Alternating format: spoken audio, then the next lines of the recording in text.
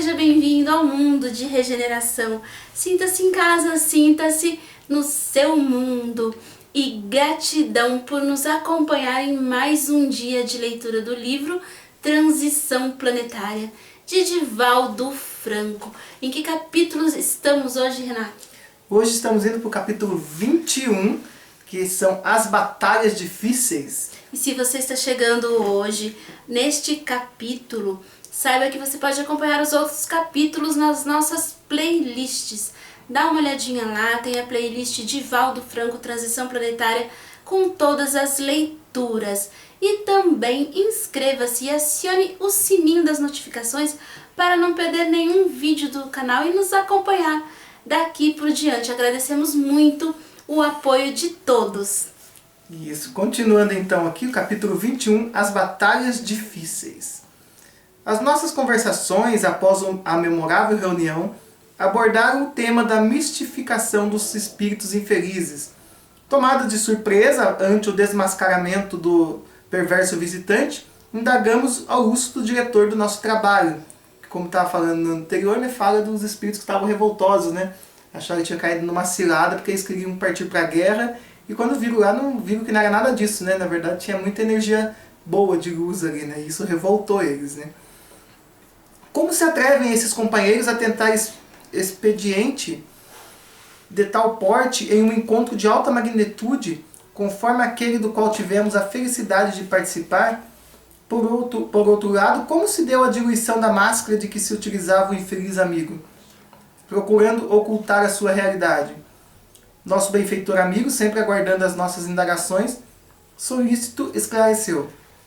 A ignorância é inspiradora da astúcia, que procura escamortear-se assumindo equívocos lamentáveis. Pretendo criar nos embaraços, o Rabino Eliashim preparou a farsa. Cuidou ele próprio de produzir por ideoplastia o disfarce do seu assécula, utilizando-se da hipnose e da autofixação mental do paciente, criando a sua imagem e deixando-se moldar a mesma. Com este recurso, seu embaixador foi preparado para o cometimento, unindo a arrogância peculiar aos infelizes e a hipocrisia, que se encontra acostumado na furna onde se refugia. Demorando-se na incorporação mediúnica, as energias saudáveis do médium contribuíram para a diluição do disfarce, ao tempo em que a irritação de que era tomado restituía a condição normal do desvairado, vitimado pelo fenômeno da licantropia, a qual se adaptou ao longo dos séculos, tornando-se sua transitória realidade.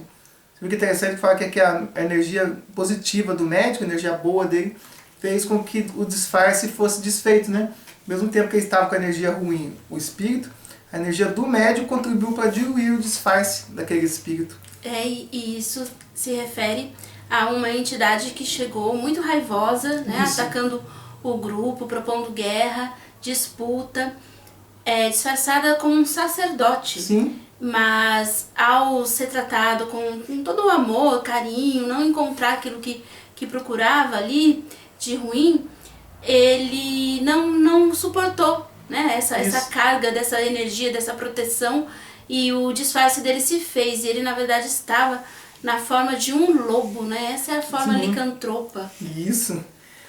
É natural que nós dessemos conta da ocorrência desde os primeiros momentos em razão da emanação vibratória que dele se exteriorizava. Assim como a débil argumentação. Encontráramos nessas atividades quase sempre em campo minado, sendo necessária a vigilância em favor da compaixão e da verdade. Ou seja, tem que ficar sempre atento, com boas vibrações. Deste modo, insistimos no seu ponto nevrálgico, isto é, aquilo que mais irritava, que era o nome de Jesus Cristo, produzindo-lhe desgaste emocional e desajuste conforme o que aconteceu. Com isso foi caindo o disfarce dele, conforme foi pressionando ele. Nunca deveríamos olvidar que os mensageiros do mal e aqueles que mal se comportam, que para eles tudo é válido, desde que corresponda aos anseios dos seus objetivos. Não considero os métodos dignos, porquanto transitam pelos estreitos caminhos da sandice, incapazes, portanto, de decidir entre o que constitui ético e aquilo que não o é. Em razão do acontecimento, voltamos a indagar o labor deverá continuar, oportunamente nas furnas da intimidade do planeta, onde se resguarda e mantém o seu triste império de loucura, sem apresentar indisposição, sempre preparado para educar e instruir, o amigo respondeu generosamente. Considerando-se a robustez do império das sombras e das desrairês, não nos será nada fácil e prudente, por enquanto uma incursão ao seu reduto. Recordemo-nos de que desde o fim do século XV o sofrido amigo vem trabalhando com outros repróbaos para desforçar-se daqueles que o magoaram, transferindo a responsabilidade para o mártir da Galileia. Trata-se sem dúvida de um verdadeiro Estado com todos os mecanismos de sustentação da nossa política de ódio, da sua política de ódio, com organização administrativa, numa comunidade constituída por centenas de milhares de destituosos, alguns ali refugiados por vontade própria, outros arrebatados compulsoriamente, onde são submetidos a aflições inomináveis, qual ocorre nas culturas bárbaras sob o comando de despostas insensíveis.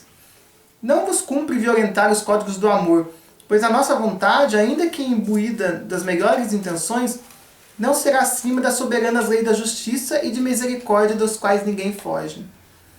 Deveremos aguardar o transcorrer dos dias a fim de avaliarmos o efeito dos nossos primeiros contatos diretos com o mandatário da comunidade, conforme ocorreu através do seu símile desnorteado. Recordemos-nos que essa luta pode ser considerada uma relevância e importância, tendo em vista a revolução moral que se opera no planeta, neste momento em que nos encontramos em plena transição de um para outro tempo. Os nossos irmãos irão recrudescer as agressões aos servidores do Mestre, assim como contra a sociedade em geral, pensando em alcançar as vitórias da insensatez e do horror, gerando os distúrbios psíquicos e emocionais, estimulando as tendências inferiores das criaturas humanas, esperam as respostas em forma de desalinho moral, sempre crescente, culminando na violência doméstica, urbana, nacional e mesmo intencional por meio das guerras calamitosas que se comprazem. Então, olha só, isso é uma advertência aqui no livro do Divaldo, né? Não deixa de ser um aviso que nesse momento de transição planetária em que o planeta ele caminha, né, para uma transformação para melhor, há aqueles que têm interesse em atrasar essa evolução. Sim. Então vão aí causar dificuldades, obstáculos aos seguidores de Jesus, né? Aqueles que agem conforme os ensinamentos do Mestre, e isso incitando aí muitas coisas ruins como violência na família, na sociedade, corrupção. Então, mais do que nunca, temos que ser fortes, né? E todas as pessoas que estão bem intencionadas, que realmente estão dispostas a mudar a si mesmo para melhor, um pouquinho a cada dia, deve estar muito atenta, né? As pessoas devem estar muito atentas a isso. Sim, há ataques exteriores, mas podemos nos proteger, sempre elevando o pensamento, tendo pensamentos bons, não entrando em discussões, em brigas, atenção com as redes sociais, né, que tanto aí inflamam os humores. As pessoas têm muita necessidade de defender o seu ponto de vista, às vezes nem sempre é necessário ou útil fazer isso naquele momento, mas tudo isso vai desequilibrando a gente pouco a pouco, e quando a gente vê, passamos aí um dia não tão agradável, descontamos nas pessoas ao nosso redor. Então tudo depende de nós. Há obstáculos? Sim, mas nós temos que ceder a esse obstáculo? Não. Somos assim tão vulneráveis, tão inocentes? Não. Nós temos todas as ferramentas para nos trabalhar, né? Temos aí nossa inteligência, temos boas mensagens a que recorrer, temos os estudos, enfim, temos que nos cuidar, cada um tomar conta de si com muito carinho. Sim, cada um que faz sua parte, né? Ouvidam que o progresso é inevitável, que o mal tem efêmera duração.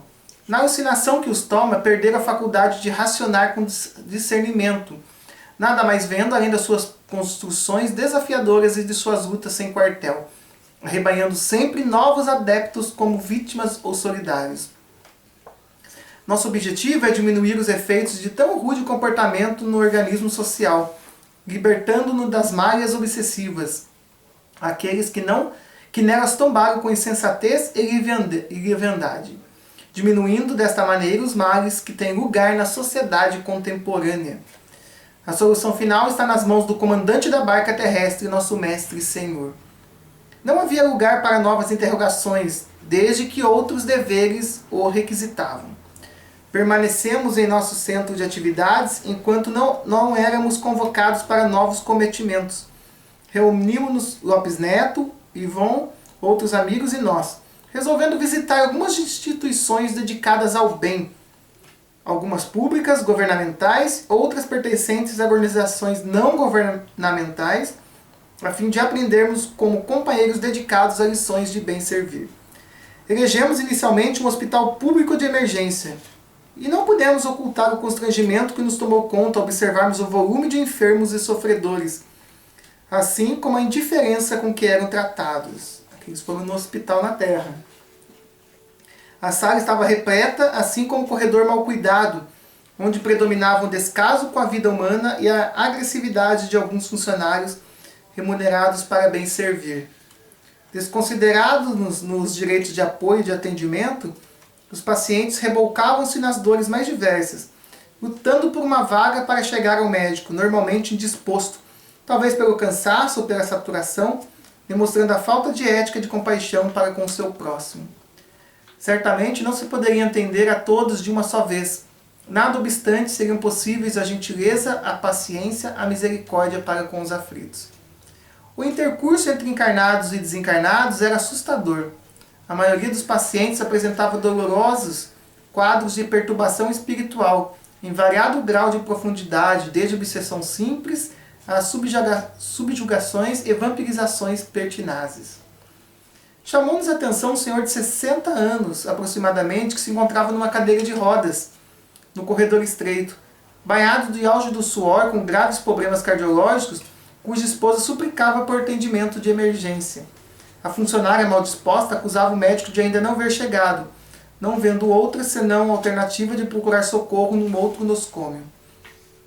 Aprofundando a observação, constatamos que ao lado da cardiopatia, que se referia em todo aspecto do enfermo, um espírito feroz houvera-lhe atado correntes metálicas que lhe apertavam o tórax enquanto tentava asfixiá-lo. O olhar do vingador buscava hipnotizar o paciente, sugerindo-lhe mentalmente o suicídio como solução. Aqui pode ver que o espírito que estava ali perto desse senhor conseguiu materializar correntes metálicas, né, no plano astral. Materializou ali no plano astral e estava influenciando no senhor ali na saúde, piorando ainda mais, né? Quem estava ali no físico não via nada, simplesmente ali sofrendo ali do coração. Mas no plano astral poderia ver esse ser lá vingativo, né? Sim. Com essas correntes. O senhor estertotava sem forças para reagir, com a mente totalmente desvairada. Repentinamente sofreu um vágado e estabeleceu-se o pânico ante a gritaria que alguém estaria morrendo sem assistência. Um enfermeiro que caminhava pelo estreito espaço correu em seu auxílio massageando-lhe o tórax na área cardíaca, enquanto seu inimigo desencarnado, com as faces partibular, exultava de contentamento. Em agonia, a senhora que conduzia se pôs a suplicar o auxílio divino, e não tivemos outro comportamento senão de nos aproximarmos. E enquanto Lopes Neto elevava o pensamento em comovida oração intercessória, Ivon Costa dispôs-se a aplicar a bioenergia, a princípio em movimentos de liberação dos fluidos mórbidos que o asfixiavam, para logo depois transmitir-lhes vitalidade. E ele fez um procedimento ali para tirar aquelas energias que estavam materializando aquela corrente no plano astral e que estavam prejudicando a vida dele ali, né? Saindo lentamente do delíquio, banhado em suor e com a expressão de horror estampado na face, o doente foi levado rapidamente à unidade de terapia intensiva, enquanto a balbúrdia permanecia entre os demais enfermos. Acompanhámo-lo e notamos que o perverso vingador havia perdido momentaneamente o poder exercido sobre a vítima, em razão da energia benéfica do nosso companheiro espiritual. Mantinha-se, no entanto, vigilante, aguardando quando nos acercamos e tentamos um contato mental com o mesmo, que logo disparou o verbo agitado em queixas amargas. Por incrível que pareça, arengou quase insano. Trata-se de meu filho único e assim o posso chamar. Homem portador de pequenos haveres que eu era, porém vitimado pela asma desde a infância, há cerca de 30 anos, numa das minhas crises mais terríveis, desejando apoderar-se dos bens que me pertenciam durante uma inesquecível crise de dispneia. O infame asfixiou-me com um travesseiro de plumas. Após o ato hediondo, que ninguém viu, voltou-me o corpo para a posição de quem se sufocara durante o sono. Não houve nenhuma suspeita por ser conhecida a minha velha problemática. Eu não podia acreditar, enlouquecido que fiquei, com o terrível quadro que apresentou no dia seguinte. Durante o enterro do meu corpo, enquanto eu vociferava, infeliz, ele fingia chorar, lamentando a morte de seu genitor querido. Jurei me vingar-me do miserável que o venha fazendo com critérios dos últimos 5 anos. Há quanto tempo já estava ali? Quando lhe surgiu o problema do coração, talvez causado pelo remorso e pela perversidade. Não lhe darei tranquilidade até vê-lo aqui, ao meu lado, quando iremos ajustar as contas. Há quanto tempo o espírito já estava esperando ele ali? O amigo Ivon, sensibilizado com o drama do desencarnado, tentou um diálogo para o qual o mesmo não estava interessado, permanecendo-lhe ao lado como a serpente que hipnotizava a vítima para o bote certeiro. Quando os servidores da saúde compreenderem o grave compromisso assumido para com o seu próximo doente, despertando para a realidade espiritual e se permitirem vincular a oração, a caridade, a inspiração, com certeza os hospitais se transformarão também em templos de misericórdia e de saúde integral. Acompanhamos também, naquele caos, o trabalho sacrificial de muitos espíritos nobres, médicos e enfermeiros desencarnados, desencarnados, que ali trabalhavam também, enfermeiros e médicos. Toda uma equipe também existe equipe.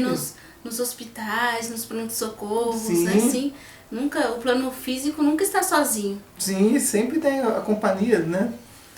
Assim como os familiares e amigos dos pacientes, que procurando diminuir os graves danos decorrentes dos desmandos governamentais e da negligência de alguns servidores sempre mal-humorados.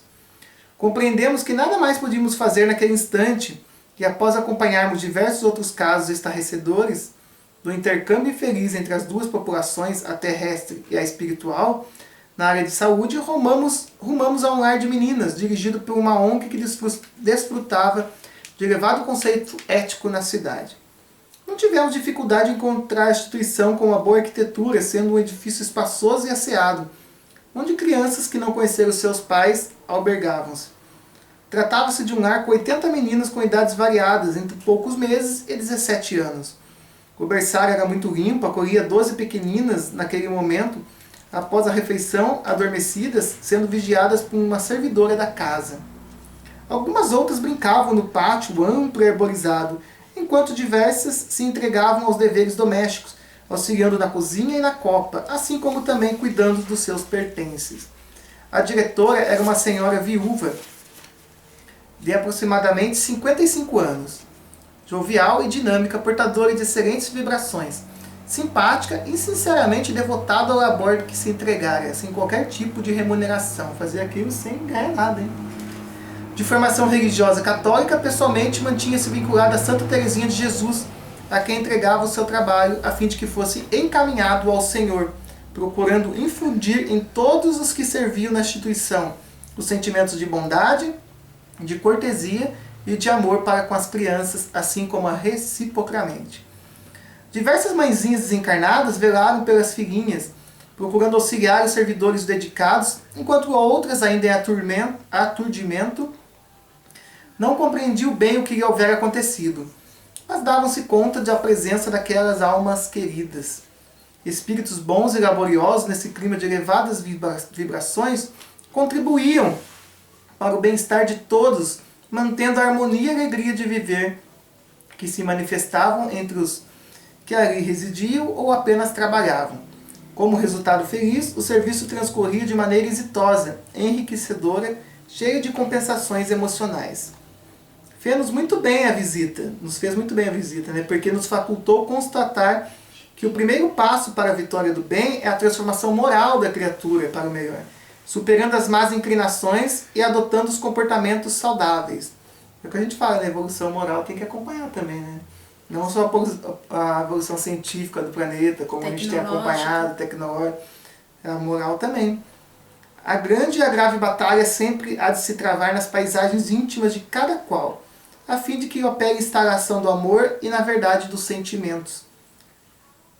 Não se trata de uma luta fácil, porquanto somos herdeiros de vícios e de desmando que prolongaram através de milênios, até quando nos foi possível despertar para as emoções renovadoras e positivas, que devem predominar sobre as paixões animalizantes. Sempre tem havido preocupação em conseguir-nos vitórias contra os outros, aqueles que são denominados inimigos, quando os verdadeiros adversários se encontram escondidos ou desvelados nos rincões escuros de cada alma. Não foi por outra razão que Jesus acentuou a responsabilidade de cada um, quando informado da sua imortalidade e dos legítimos valores que dignificam e libertam a consciência. Por sua vez, o Espiritismo veio para despertar o ser para a vivência dos postulados nobres que se apresentam como as virtudes tradicionais, ampliadas para as realizações da elevação moral e comportamental. Autovigiar-se deste modo constitui dever intransferível de todos aqueles que desejamos a concretização da ordem e do bem viver entre as criaturas terrestres, de modo a estarmos preparados para não dar guarida à instituição do mal, representado pelas antigas tendências, pelas sensações primevas, pelos terríveis vilões descendentes do ego, os filhos do medo, da ira e de seus sequazes. Renovados e alegres demandamos outras entidades dedicadas ao bem, e fomos visitar um lar de idosos dirigido por discípulos de O Consolador. Tratava-se de uma área arborizada nos arredores da cidade, onde se haviam construídos 2 edifícios, cada qual com 2 pisos, e diversas áreas entre jardins bem cuidados, com os recantos adornados de bancos de ferro pintado, que serviam para a convivência fraternal. Agora ele foi para outro lugar, foi para uma casa de idosos.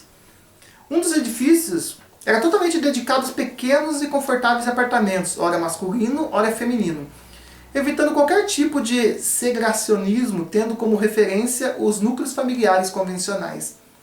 2 apartamentos comunicavam-se tendo sanitário entre ambos, de forma que poderiam atender os residentes sem qualquer problema.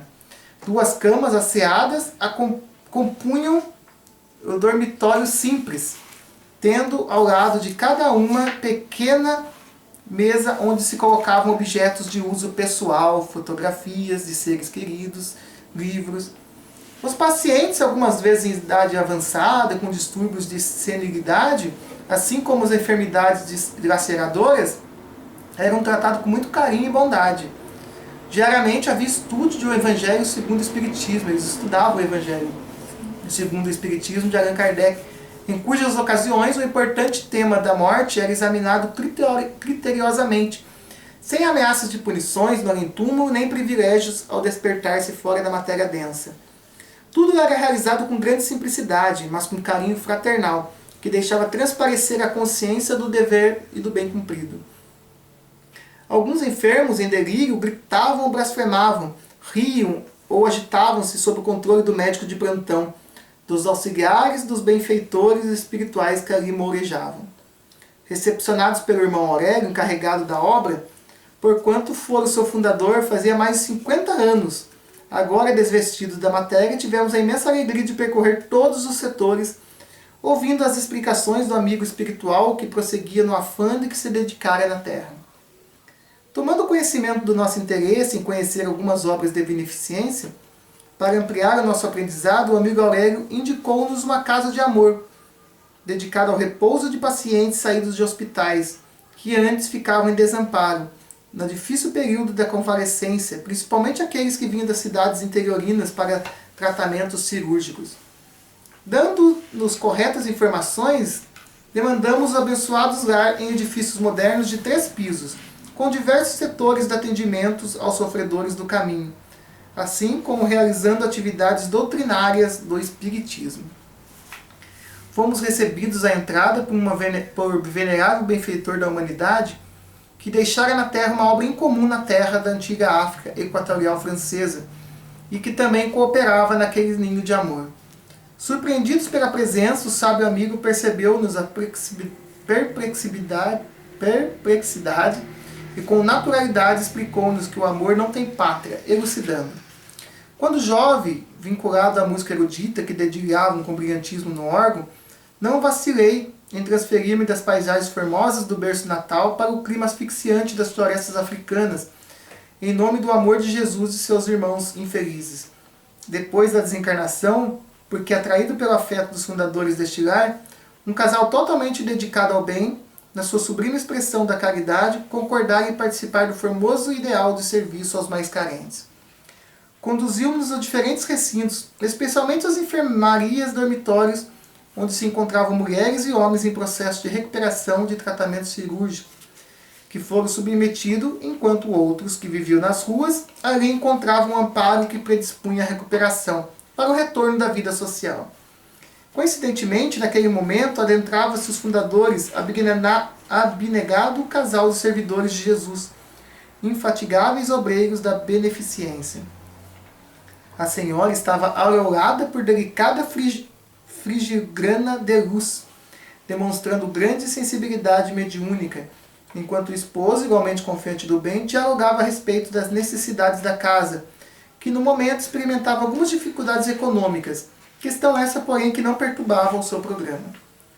Visitando os enfermos, podemos constatar que alguns mantinham vínculos com adversários espirituais, que iam se libertando em razão das terapêuticas espíritas ali aplicadas, dos passes, da água fluidificada, das psicoterapias evangélicas, das desobsessões realizadas no Centro Espírita Independência Própria. Trabalho bonito que fazia lá, né, no lar de idosos, né, fazendo esse trabalho de desobsessão, já preparando eles, né? É uma bela caridade, muito amor envolvido aí, né? Muito amor ao próximo. Que bonito. Sim. Amigos de ambas as esferas da vida encontravam-se ao lado dos trabalhadores voluntários que se ofereciam para ajudar os irmãos internos, até quando podiam retornar aos seus sítios de origem.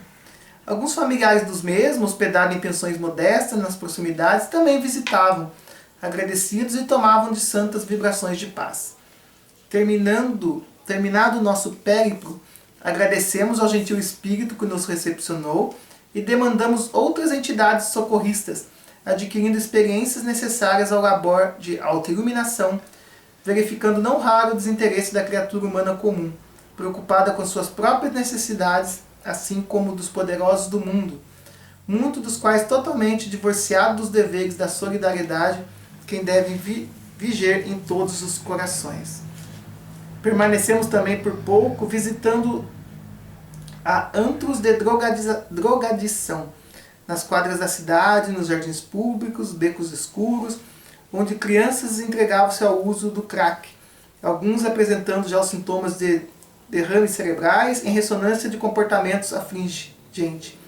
A paisagem humana, sempre agônica, despertava-nos para o sentimento de compaixão e da misericórdia, levando a oração intercessora em favor de todos os dominados pelos vícios, tombados das urdiduras do mal que praticaram contra si mesmo em suas existências, quando se permitiram a luxúria, soberba, o crime legal ou não, agora colhidos nas redes fortes das reparações inadiáveis pelo sofrimento que fazia jus. As horas transcorreram com velocidade e, após convivência útil com os cereiros da bondade, retornamos ao núcleo em que nos hospedávamos. E nós vemos nesse capítulo visita em vários lugares, né, que fazem ajuda às pessoas e vimos que interessante que os espíritos estão em todo lugar mesmo, né? Pois é, em todos os lugares ajudando. Assim terminamos o capítulo 21 e o próximo capítulo 22, preparativos para a conclusão do labor. Vamos ler no próximo vídeo.